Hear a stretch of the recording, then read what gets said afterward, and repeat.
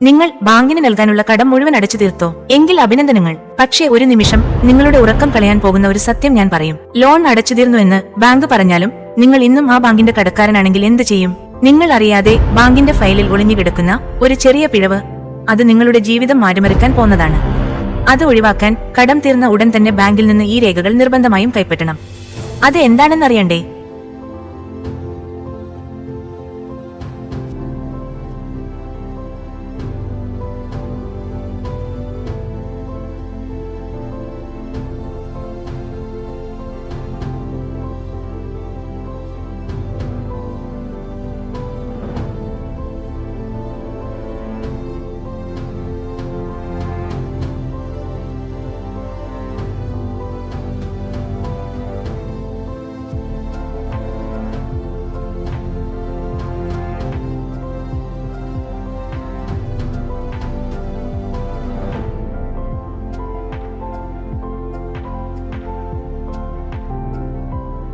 Video ഇഷ്ടമായെങ്കിൽ subscribe ചെയ്യാൻ മറക്കരുതേ.